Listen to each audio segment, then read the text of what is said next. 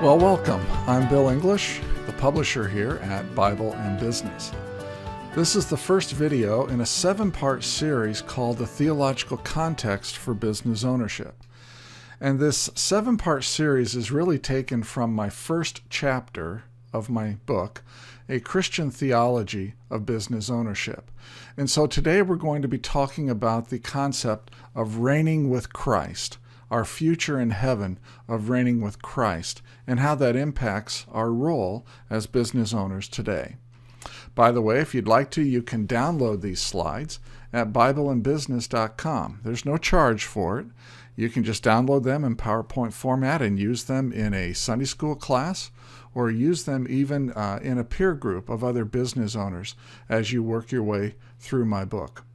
So let's get started here. And we'll start by reading Revelation chapter 2, verses 25 through 28. Only hold fast what you have until I come. The one who conquers and who keeps my works unto the end, to him I will give authority over the nations, and he will rule them with a rod of iron, as when earthen pots are broken in pieces, even as I myself have received authority from my Father, and I will give him the morning star. When we live a life of faithfulness to Christ, then we are promised the function of reigning with God in eternity. That's what that verse indicates in Revelation 2, verses 25 through 28. So when we are faithful to Christ and we overcome and we conquer, then we are promised the future, the eternity of reigning with God. Let's read another verse here. Revelation, actually 2 verses. Revelation chapter 3, verses 20 and 21. Behold, I stand at the door and knock. If anyone hears my voice and opens the door, I will come in to him and eat with him, and he with me. That's a really famous verse, Revelation 3:20. Most people don't go on and read this next verse, which is verse 21. The one who conquers, I will grant him to sit with me on my throne, as I also conquered and sat down with my Father on his throne. Again, here's the notion that if we are faithful to Christ, if we conquer and overcome on this earth, then we will be given the privilege of reigning with him in eternity. So the destination of the believer is not just a place in God's home, like Christ talks about in Matthew chapter 14, but also dominion with Jesus in the new heaven and in the new earth.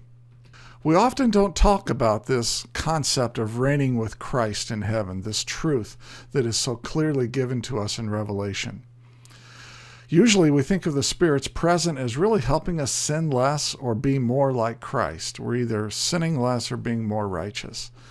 But we don't see his indwelling presence really as a foretaste of what's going to come in heaven. And I'd like us to connect our role as business owners here on earth with our eternal work in heaven. And what I'd like us to understand is that on earth, we shouldn't be preparing primarily to have a fulfilling career. Instead, we should see our work as a business owner, our role as a business owner of starting and growing and building businesses, as really part of our preparation to reign with Christ in eternity. Let's connect that. Let's make that connection, that when we are building and growing our businesses, we are really getting ready to reign with Christ in eternity. Now, the next video, part 2 of this series, will be discussing the divine counsel, and I invite you to join me on the next video. Listen, I'm Bill English. Thank you for joining me today here at Bible and Business, and I hope that you have a great day. Take care.